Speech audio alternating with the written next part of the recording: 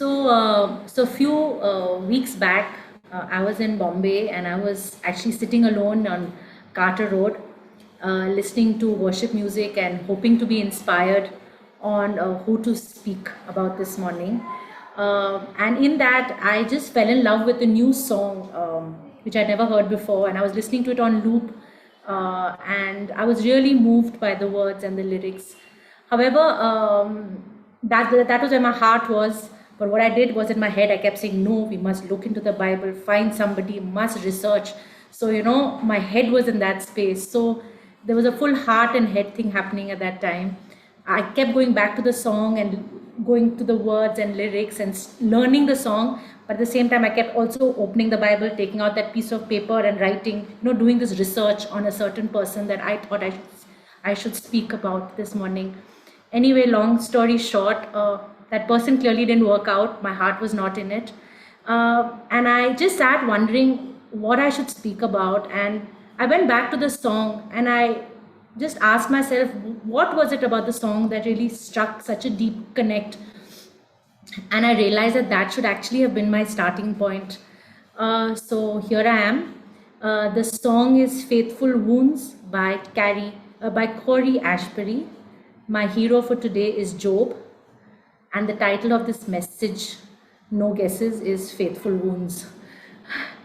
So, I got a confirmation last week actually when I was in Bangalore and I was getting my RT-PCR done. And the name of the lab technician who came to do my test was Job. I've never met anybody called Job in my life, but there was Job testing Zoe, Thea and me out. So clearly this is something that I should speak about this morning. Just start with a short prayer. Lord Jesus, you know how nervous I am right now. Just anoint my tongue. Just really want every word to be what's on your heart, Lord, and nothing else. Let this message go out in whichever form to each and every one who is listening in, Lord. Just want to bring you glory and this morning in Jesus' name. Amen. Okay. So the first thing that the Bible actually tells us about Job is that, as in the first line in the Bible, is that he was righteous and godly, blameless and upright, a man who feared God and shunned evil. It's like it was the most important thing about him because it's literally the first thing we are told. His name, where he lived, and his relationship with God. Interestingly, the first thing we hear God also say about Job is exactly the same thing. This exact same words that are used in the first verse is the way even God introduces Job. He says, here is a man that is blameless and upright, a man who fears God and shuns evil. The Message version of the Bible also describes Job as honest and true to his word, totally devoted to God and hating evil. And God also says one other really important thing about Job. There is no one on earth like him. So basically, this seemed to have been the universal opinion and reputation of Job, his devotion and love for God. Now, is that the way God will speak about me with so much pride? You can actually see it, that God must have just said, here is Job. There's no one like him. His whole stance and his body language must have been so different when he's talking about Job. And if there was a book written about me, would that be the first line of the book? I'm quite certain it would not, and I'm sure many of us here are in the same boat. So we know how the story of Job actually goes, that Satan and God are having this conversation, and Satan says that he was just roaming throughout the earth, going back and forth on it. And that's when God mentions Job and also describes Job the way he does. And, God doesn't talk about anything else. He doesn't talk about his mighty works. He doesn't talk about anyone else, only Job. So what an introduction to actually, give. So then what happens is Satan challenges God and tells him that the only reason Job is actually so devoted to God is because he's had it very easy. You have protected him, you put a hedge around him, you have blessed the works of his hand. So that is the reason why, he is so devoted to you. But God was so sure of Job that he actually challenges Satan. He tells Satan that everything he has is now in your power, as long as you don't kill him. So basically, God bets his own reputation, on Job. And as we know that Job continued to love God irrespective of what comes his way after that. And imagine if Job had actually responded differently. He had bucked and either cursed God or blamed him or given up his faith. You can actually see one of those memes that like God, like Satan must have had like one field day that he must have mocked God and say, I got you. You were like saying all this with so much pride, and here I was, so but of course we know that that's not what actually happened. I read somewhere that this question, and I think it's quite a question for all of us to reflect on: would God hand us over with perfect confidence into the clutches of Satan, knowing that even then our faith will hold? So interestingly, in the book of Job, we're not told about how Job came to be so righteous and godly. I remember asking Uday, what happened before? Like there's no one on earth like him. He's so righteous, upright. We have no details about his life, his story until this point. So how did he come to be a man like none other? We don't know that. But what we do know is how he kept his faith during such a trying time.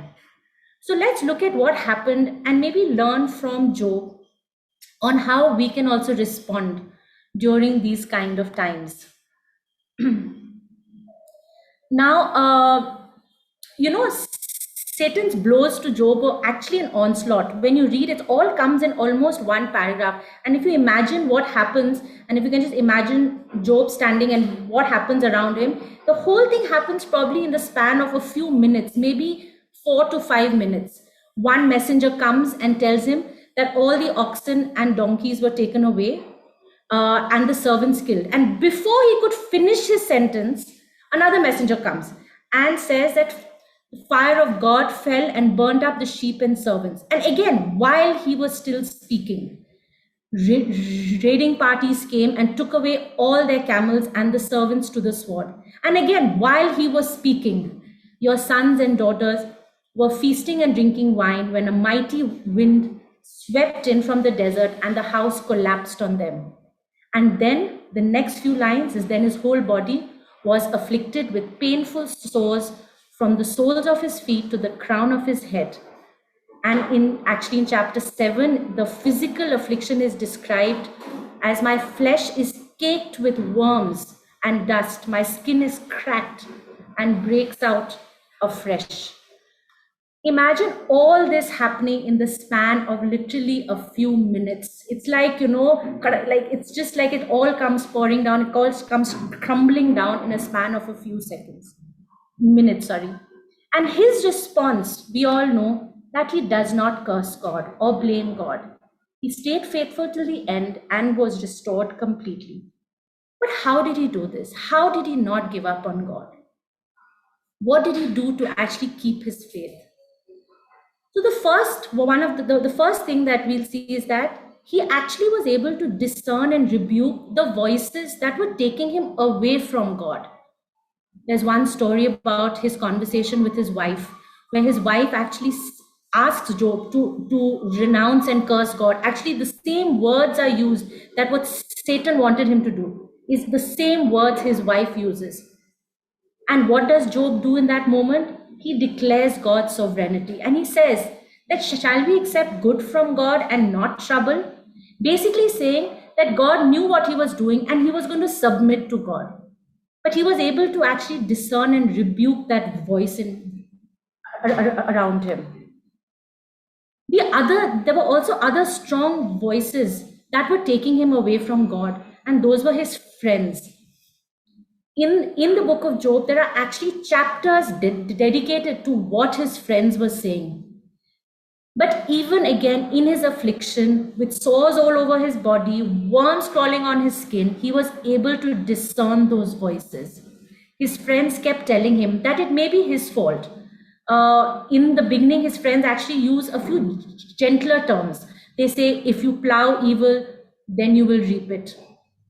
But as the chapters go on, they use very harsh words. They call him wicked, a sinner, a hypocrite. In chapter 8, they also they say, if you are so pure and upright. So actually almost questioning him and implying that he is not upright and pure. And that there was actually a cause and effect principle that was playing out. And Job picks up on this. Imagine in all that space, he picks up on this and he says that he actually questions his friends, and he says, "Tell me where I've erred. Prove your argument. Where have I sinned? What are the wrongs that I've done?" So he's not carried away with these voices, and he recognizes that these voices were basically just telling him that, look, God only is looking at your deeds and not your identity as such a child of God. So you must also look at that. And Job knew that that is not the way God operates. And even in chapter 18, another friend actually not only accuses him of being sinful, actually implies that he does not even know God. How hurtful that must have been in that moment. So just imagine, in the middle of all this physical affliction, to have people around you telling you pretty much it's your fault. I'm sure we've all been in a situation and been deceived by these voices when we are in moments where it's like very difficult and where the times are very trying. So basically it was just like, we are also told around us that, that we are suffering because it is karmic, or it is a punishment for wrongs that we have done. So basically, be quiet, be silent, don't complain, and just suffer. It's something that you have to go through. So these are the kind of voices I'm sure we have all heard as well. The other thing that actually happens is that he has many a one-sided rant with God. He cries out to God. He tells God exactly what he's going through, how much turmoil he was in. He doesn't try and hide and sugarcoat anything. It's like you're talking to your father and telling him exactly how you feel. And what are the kind of things he talks about? He talks about the anguish he's going through. He says that it outweighs the sands of the sea. He even cries out to God about having nightmares and terrifying visions. It's almost like the physical pain is so intense that he's losing his mind. But he tells God all of this. He talks about the piercing pain that he's going through. It's like arrows inside of me. And again, the pain must have been the most excruciating thing, that he also tells God that please end my life. And here what I found interesting, he doesn't talk about ending his own life. He tells God that I'm submitted to you, you take my life, you take away the pain. So even there, he's actually completely submitted to God. He talks about having no hope. He cries out and saying that I have no hope, I have no strength, and my days are spent without hope. So you can see that Job is really reaching the end of his tether in these moments. He also talks about the humiliation he's facing. Imagine that here is a man who was known to be upright and blameless. He had this reputation across the land of being so devoted to God. And this was the same man who was today suffering so much. So he felt that people were mocking him. They were laughing at him and thinking that what a silly man you are, that you're devoted to a God who is allowing all of this to happen. So even he was facing this humiliation, and that is another thing he cries out to God for, and he tells God all of it. He also feels abandoned. He talks about losing everyone, his family, his brother, his friends. He speaks of his wife and children finding his condition offensive and repulsive, and therefore was not being shown any compassion. And most of all, he also feels a little forgotten by God, a little abandoned by God. So you can see that he is saying exactly what he's going through. He tells God everything. He also asks for mercy for unintentional sins. He asks, have I sinned? What have I done? Pardon my transgression. To his knowledge, he knows that he has not sinned. Yet he knows that the flesh is weak. And he wonders, have I done something to upset God? Is there something I should say sorry for? So even that, he brings it to God. So therefore, he really cries out. He tells God how he's feeling mentally, physically, emotionally, spiritually. He asks for forgiveness. But in all of this, he does not lose sight of who God is and what is the nature of God and what has God done for him. He talks of two things. The first is he talks about God's character. You know, he exalts the great power of God.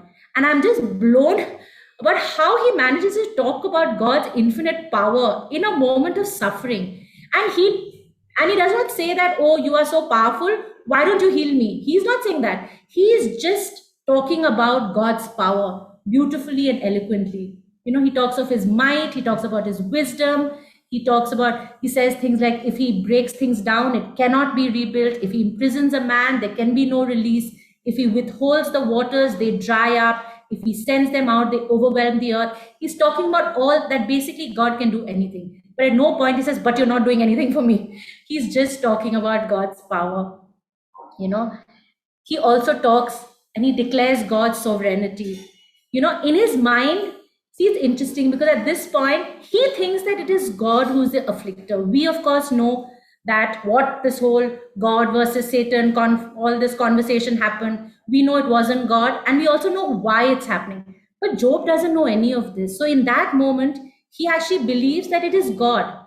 And yet he accepts that God is all knowing. He does what his soul desires, and nothing can change him. He declares God's character even in this moment. And thirdly, he gives thanks and testifies to God's goodness and faithfulness. You know, he thanks God for all the favor because he was a very rich man. So he says, he thanks God for that. He thanks God for being with him from the time he was a child. He thanks God for all the friendly counsel he has received. He thanks God for giving him favor in different relationships. He says that men kept my counsel. I chose the way for them and sat as chief. So clearly he had that kind of relationship with people. So he acknowledges how good and faithful God has been. You know, he says, you have granted me life, favor, and your care has persevered my spirit. Again, the context when all this conversation is happening is just crazy to imagine that he's doing all of this. So one is, of course, he declares and he talks about what God's character is. And then he also in this declares where his own faith stands. He talks about having a steadfast commitment to God. And you know, when you see the language, it's like he says, as long as my breath is in me, the breath of God in my nostrils, my lips will not speak wickedness, nor my tongue utter deceit.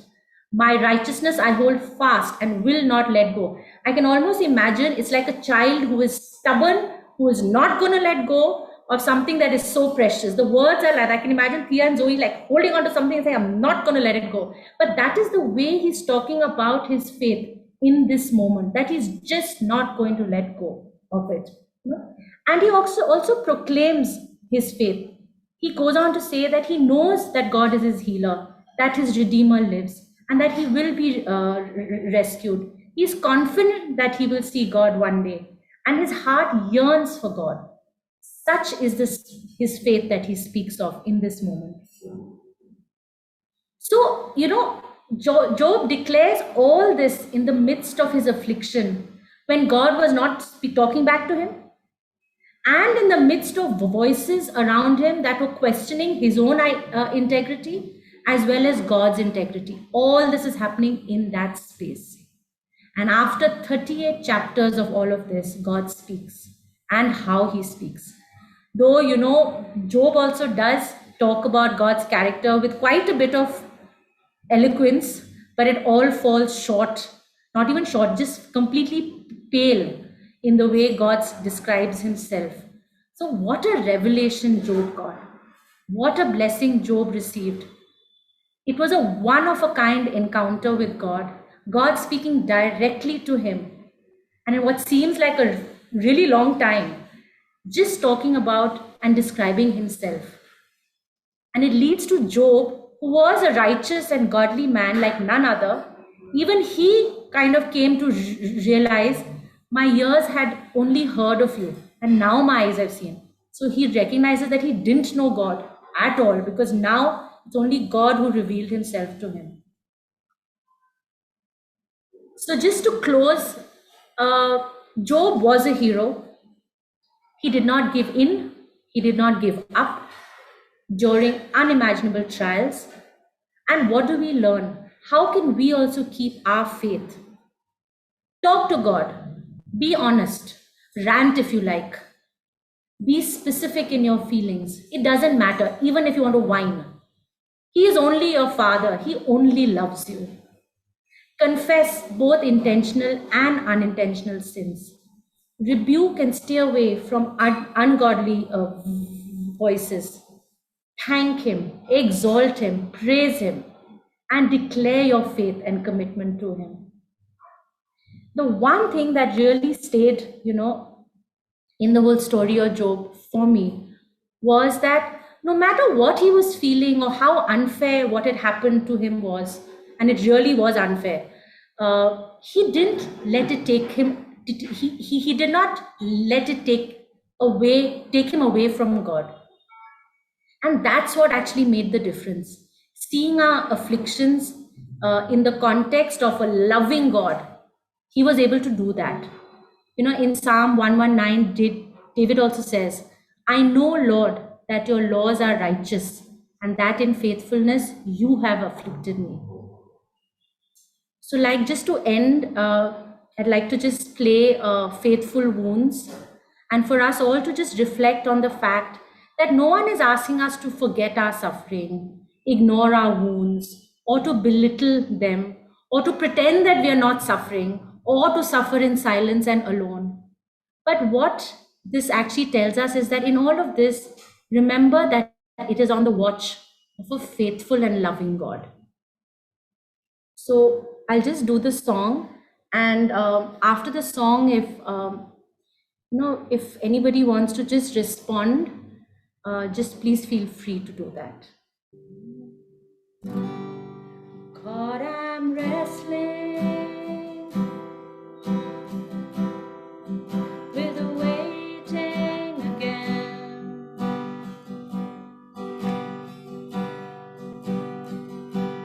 My impatience a disease in this cage of mice and men.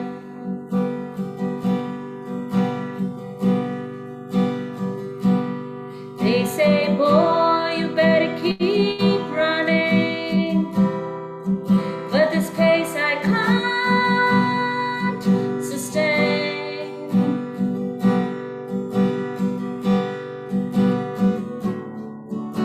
My head knows to trust you, but the heart of me is slain.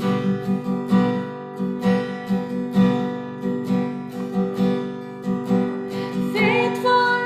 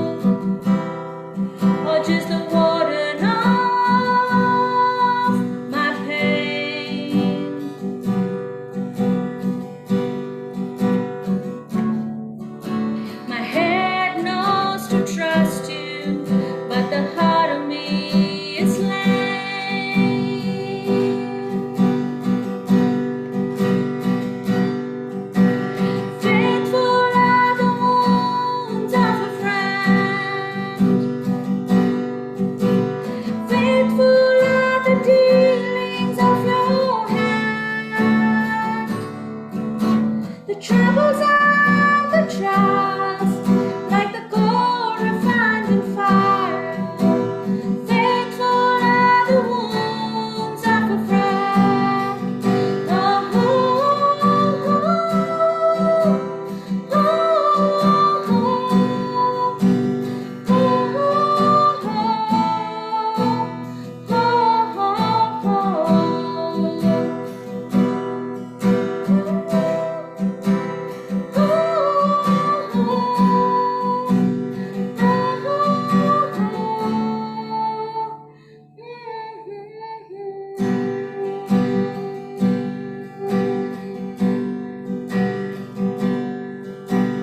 Faithful are the wounds of a friend.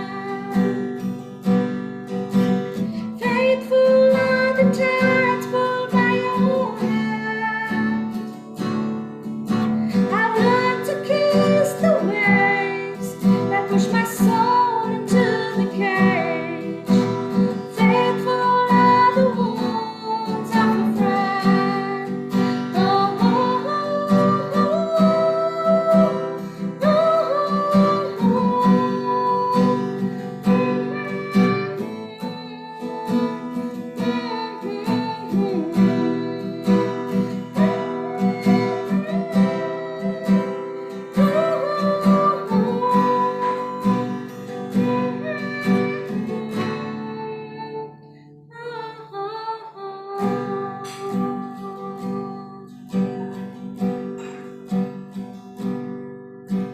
Faithful are the wounds of a friend.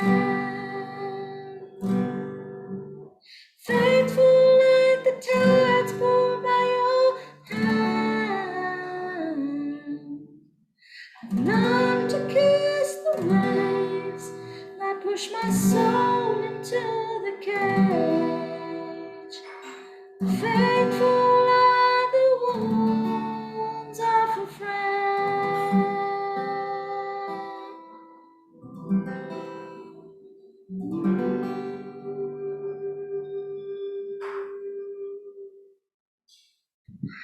Yes, Father, just thank you for this reminder, Lord. And thank you for this, for Job's life, Lord, and really what all we have learned this morning, Lord. Just thank you for just telling us about how you are. What is unchanging is your faithfulness and your love for us, Lord.